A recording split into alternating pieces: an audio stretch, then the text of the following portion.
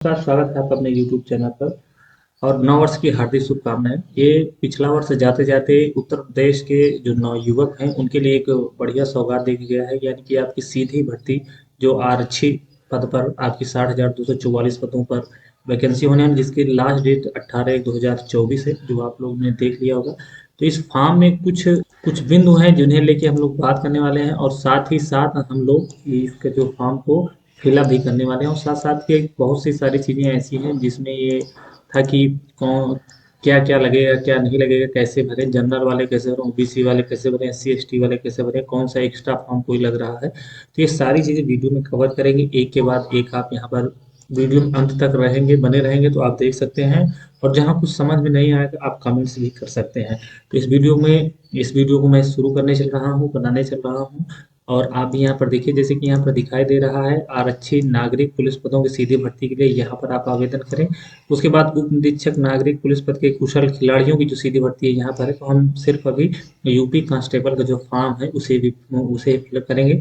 तो आवेदन करने के लिए आपको इस लिंक पर क्लिक करना है, तो यहाँ पर आप क्लिक कर दीजिए। क्लिक करते ही एक नई विंडो खुल जाएगी, यहाँ पर आप देख सकते हैं कि आपका मोस्ट डेट यहाँ पर दिया गया है, जो आपका एडवर्टाइजमेंट निकली हुई हो, उसके बाद लास्ट डेट सबमिशन है। तो यहाँ काफ़ी चीज़ें हैं जो यहाँ पर इसको देखा जाएगा। तो यहाँ अप्लाई ओ OTP वेरी जो है एक्टिवेशन, यहाँ इतने स्टेज से आपको गुजरना पड़ेगा। अप्लाई करना है, उसके बाद OTP activation, candidate login, print application, forget registration और गेट OTP, ये सारी चीज़ें करके यहाँ पर हम इस फॉर्म को फिलअप करने वाले हैं। तो सबसे पहले हमें करना क्या है यहाँ पर, अगर ये सारी चीज़ें आपने देख लिया, हाउ टू अप्लाई किस प्रकार से करना है यहाँ पर देख सकते हैं, वैकेंसी टेक्निकल हेल्प यहाँ पर ले सकते हैं, सारी डिटेल है यहाँ पर आप इसको देख सकते हैं। लेकिन हमें अप्लाई ऑनलाइन करना है, तो यहाँ अप्लाई ऑनलाइन पर क्लिक कर देते हैं। क्लिक करने के बाद एक नया विंडो ओपन हो जाएगा। यहाँ पर मैं आपको थोड़ी थोड़ी डिटेल बता देता हूँ, उसके बाद फिर ये सारी चीज़ें फॉर्म को फिलअप करता हूँ। जैसे यहाँ पर आवेदक का जो है पहला नाम जैसे कि आपका है, आपका अमित अमित है, मान लीजिए कि अमित। उसके बाद अमित कुमार मिश्रा, जैसे यहाँ पर हो गया आपका कुमार, उसके बाद हो गया मिश्रा, यस ये छपा रही। तो यहाँ पर जैसे आपका अंतिम नाम यहाँ पर जैसे लिखा दे कुमार और मिश्रा, आवेदक का पूरा नाम। तो यहाँ पर देखिए अंतिम नाम आवेदक का, यहाँ पर आवेदक का पूरा नाम, आवेदक का पहला नाम, आवेदक अंतिम नाम, आवेदक का जो है पूरा नाम यहाँ पर लिखना है। तो देखिए यहाँ पर ये सारी चीज़ें नहीं करना है, यहाँ पर इसे काट देना है।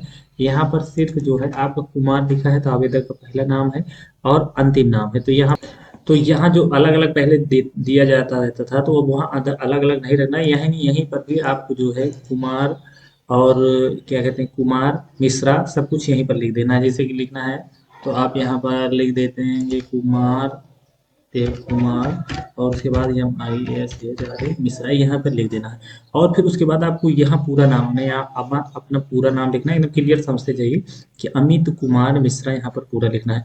डेट ऑफ बर्थ आपको यहाँ पर पता है किस प्रकार से लिखना है।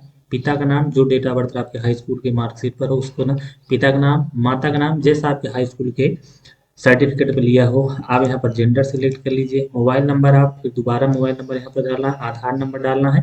आधार नंबर कोई आपका जो है यहाँ पर कंपलसरी नहीं है, आप डाल सकते हैं और आप नहीं भी डाल सकते हैं। ईमेल आईडी आपको यहाँ, जहाँ देखिए आपको यहाँ पर ये जहाँ स्टार लगा हुआ है, ये स्टार का मतलब है ये कंपलसरी है।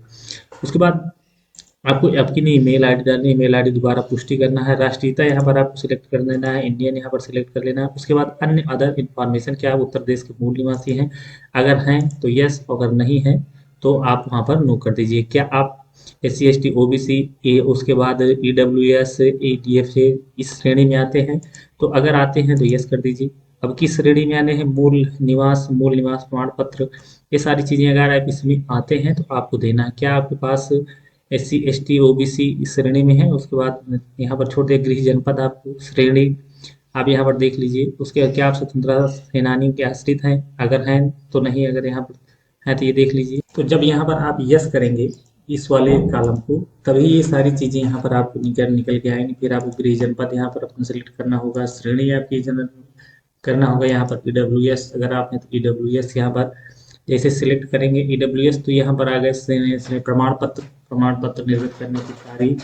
उसके बाद यहाँ पर श्रेणी प्रमाण पत्र संख्या, श्रेणी आवेदन पत्र संख्या, ये सारी चीज़ें, बाकी चीज़ें जो यहाँ पर थी वो हट जाएंगी। देखिए यहाँ पर जैसे आपने ऊपर की चीज़ें, ये चीज़ें आपकी हट जाएंगी, जो ये चीज़ें आपको नहीं फिलअप करना है। सिर्फ आपको यहाँ पर, जैसे आप जनरल कैंडिडेट हैं तब तब यहाँ पर आपकी, सिर्फ आपको यहाँ पर अपना जो भी जनपद होगा उस जनपद को यहाँ पर डाल देना है। बाकी चीज़ें वहाँ पर जो निवास प्रमाण से संबंधित थी वो सारी चीज़ें SC ST OBC जो आप कैटेगरी के हैं उनसे संबंधित हैं। बाकी अगर आप यहाँ पर नो कर देंगे उस कॉलम को तो आपको ये सारी चीज़ें फॉर्म नहीं भरना है। यहाँ पर आप उत्तर प्रदेश, यहाँ पर आप इसको डिस्ट्रिक्ट मजिस्ट्रेट से है, एडिशनल डिस्ट्रिक्ट है, सिटी है, सब डिवीजन मैनेजमेंट है, तहसीलदार से है, तो जिससे भी है उसके बाद इसका नाम क्रमांक डालिए, फिर यहाँ पर डालिए डेट कब निकला है, ये सब सारी चीज़ें यहाँ पर डिटेल डालिए।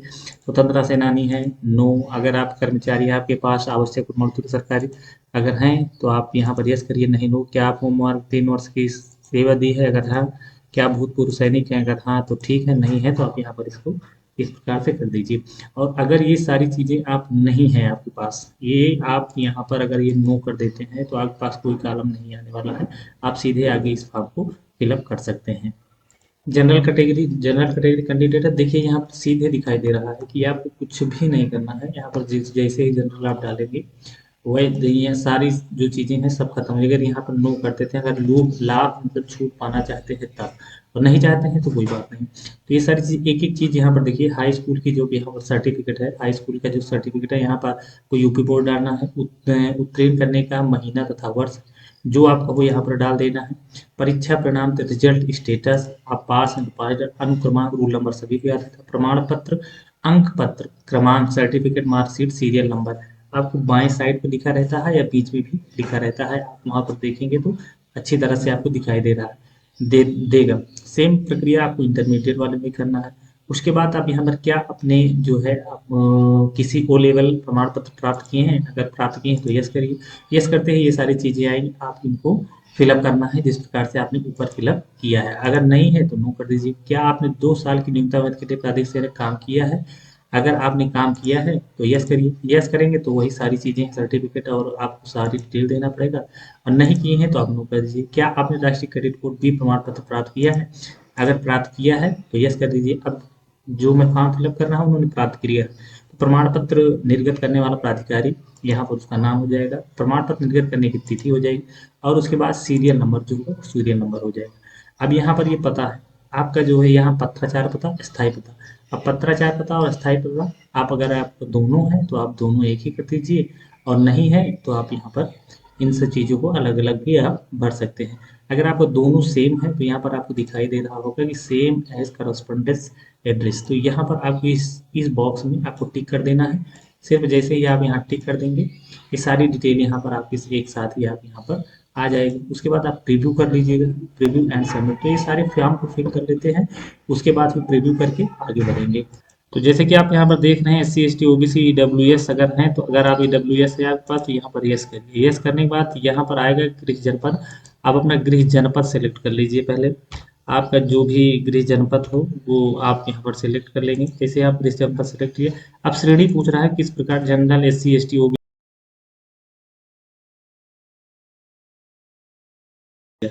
अब यहाँ बताया था श्रेणी प्रमाण पत्र निर्गत करने में उत्तर प्रदेश राज्य का प्राधिकारी कौन था, तो अगर आपने तहसीलदार से बनाया है तो तहसीलदार कर दीजिए। तो यहाँ पर ये सारी चीजें आप यहाँ पर भर लीजिए। आप आगे चलते बढ़ते हैं। अब क्या आप स्वतंत्रता सेनानी के आश्रित हैं, तो नो। सरकारी राज्य प्रमाण पत्र है कोई, तो नो। होम गार्ड से संबंधित हैं तो नो। क्या भूतपूर्व सैनिक, तो यहाँ पर भी आप नो कर दीजिए। नो करने के बाद अब यहाँ पर आगे बढ़ना है आपको। यहाँ पर मैं भी नो कर देता हूँ ये सारी चीज़ें। अब यहाँ पर हाई स्कूल का आप देना है, जैसे कि आप यहाँ पर डाल देंगे यूपी यूपी बोर्ड। उसके बाद यहाँ पर इंटर भी आप कर देंगे यूपी, यूपी बोर्ड। अब उत्तीर्ण करने का जो है वर्ष, महीना, ये सब चीज़ भर लेते हैं। यहाँ जैसे कि हमारे पास सर्टिफिकेट बी अगर आपके पास है तो यहाँ पर आप यस करेंगे तो फिर एक कॉलम खुल जाएगा। अब प्रमाण पत्र निर्गत करने वाले प्राधिकारी, सर्टिफिकेट अथॉरिटी अब कौन है देख लीजिए। यहाँ पर जो आपके वहाँ लिखा होगा नीचे कि आपका, यहाँ पर लिखा होगा DGNCC, यहाँ पर आप लिखिए। अब प्रमाण पत्र निर्गत करने की तिथि, जो तिथि वहाँ पर दी होगी आप देख लेंगे तो तिथि वहाँ पर मिल, तो इस प्रकार से फिलअप कर दीजिए। अब पत्राचार का पता आप डाल देते हैं। डालने के बाद यहाँ पर आप यहाँ क्लिक करेंगे, सारे एक जैसे हो जाएगा। तो जैसे कि हमने यहाँ पर, जैसे कि यहाँ पर देखिए टिक किया, तो ये डिटेल अपने आप खुद ब खुद यहाँ पर आ गई। तो इसको क्लिक कर दीजिए। अब यहाँ पर प्रीव्यू पर क्लिक करके आगे बढ़ते हैं। तो एक चीज़ यहाँ पर आप लोग देख लीजिएगा, जैसे कि आप यहाँ पर यस करेंगे कैटेगरी, तो आपको किस आपने अगर नो किया है तब ये सारी चीज़ें नहीं मांगी, लेकिन अगर ईडब्ल्यूएस भी आपको चाहिए तो आप मूल जो निवास प्रमाण पत्र है वो चीज़ का भी जो यहाँ पर आपका सर्टिफिकेट क्रमांक नंबर वगैरह भी यहाँ पर आपको डालना पड़ेगा। तो ये आप जरूर देख लीजिए यहाँ पे। जैसे आपका हो जाएगा तो यहाँ पर आप घोषणा करिए कि मैंने ये, आप यहाँ पर सूचना देते हैं कि ये भी सही है, ये भी सही है, ये भी सही है। यानी यहाँ पर आपको टिक करना है। टिक करते हुए आप चले जाइए। सारी चीज़ यहाँ टिक करने के बाद यहाँ पर आपको कैप्चा डालना है। जैसा कैप्चा यहाँ लिखा है आप यहाँ कैप्चा लिख रहे एफ, कैप्चा लिखिए एफ, उसके बाद नेक्स्ट एंड सबमिट पर क्लिक कर दीजिए। तो यहाँ से आपका नाम आ जाएगा, यहाँ पर रजिस्ट्रेशन नंबर आएगा। अब एक्टिवेशन थ्रॉट ओटीपी, तो यहाँ पर ओटीपी के बाद जो है एक्टिवेट करते हैं इसे हम। तो जैसे ही आप वहाँ पर आ गए, ओटीपी आपके पास गई होगी और ओटीपी से ही आपको यहाँ पर बैक टू लॉगिन करना है। तो आपके यहाँ पंजीकरण संख्या जो आपके मोबाइल पे गई है, जन्म तिथि और ओटीपी अगर आपके मोबाइल पर नहीं जाती है तो रिसेंट का कोई कॉलम नहीं है, आप दोबारा करिएगा। ओटीपी अगर नहीं गई है, तो हमारे पे आ गई है, मैं इसे आगे करता हूँ। तो जैसे भी आप यहाँ करें तो यहाँ पर आ जाएगा your registration active will, you will now be redirect to the login the page. तो यहाँ पर आप क्लियर करके यहाँ पर आप लॉगिन कर सकते हैं। अब यहाँ पर आपका जो है आवेदन शुल्क यहाँ पर देखिए। यदि अब आपने पहले ही भुगतान कर लिया और भुगतान की स्थिति अभी लंबित है यानी कि पेंडिंग है, तो कृपया भुगतान सत्यापन 2 दिनों की प्रतीक्षा करें। तो हम करने जा रहे हैं, यहाँ पर देखते हैं किस प्रकार से होता है। या SBI debit card, credit card, जो भी इस ऑप्शन है इनसे हम करने वाले हैं। तो आगे बढ़ जाते हैं। भुगतान प्रक्रिया यहाँ पर आप आके पे नाउ पर क्लिक करेंगे और आगे बढ़ जाइए। यहाँ पर जैसे भी आप आते हैं, आप यहाँ पर देख सकते हैं debit card, credit card, prepaid card, internet banking, UPI. अब जिससे भी आप यहाँ पर करना सकते हैं, यहाँ पर कर सकते हैं। पेमेंट का तरीका वही है। और यहाँ कार्ड नंबर से करना तो कार्ड नंबर से कर दीजिए। अगर आप यहाँ पर जैसे कि मान लीजिए इंटरनेट बैंकिंग से करना चाहते हैं तो नेट बैंकिंग यहाँ पर करेंगे। उसके बाद ये सारी चीज़ें आ जाएगी। तो यहाँ ₹5 शायद फी लगेगी। अब आपका जो भी हो, debit card, internet banking, net banking, यहाँ पर एसबीआई का है तो एसबीआई से कर लीजिए। और उसके बाद यहाँ पर पे करके हम यहाँ पर देखिए पे करके जो है आगे बढ़ते हैं। जैसे पे कर लीजिए आप भी। तो यहाँ पर आएंगे तो आप देखिए यहाँ पर एक ऑप्शन दिया गया है, डिजी लॉकर के माध्यम से अपने प्रमाण पत्र अपलोड करने का लिंक जो है उपलब्ध किया जाएगा, लेकिन अभी उपलब्ध नहीं है। तो अपलोड डिजी लॉकर से, तो यहाँ पर डिजी लॉकर पर आपका अकाउंट है तो यहाँ से भी आपको अपना सारा डॉक्यूमेंट जो है अपलोड कर सकते हैं। अब यहाँ आपको करना क्या है, आप यहाँ पर देखिए आपको अपनी फ़ोटो अपलोड करना है जो आपको 20 से 50 के बी होना चाहिए। सिग्नेचर होना चाहिए जो रनिंग स्टेज में 5 से 20 के बी तक का होना चाहिए। यहाँ पर आप देखो हाई स्कूल की मार्कशीट जो 20 से 100 के बी होने चाहिए।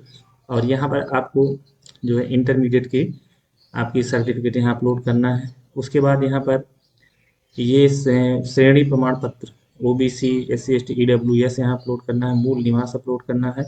और जो एनसीसी, एमएससी बी सर्टिफिकेट लगाए थे तो यहाँ अपलोड करना है। तो ये सारी चीज़ें हैं, इनको जो है अपलोड कर लीजिए। यहाँ पर केबी किस प्रकार से बनाना आप रिसाइज कर सकते हैं, या फिर आप सरकारी.com पे तो उसमें रिसाइज का एक ऑप्शन दिया है, वहाँ से भी आप जाके उसे अपना रिसाइज कर सकते हैं। तो इसे अपलोड कर लेते हैं।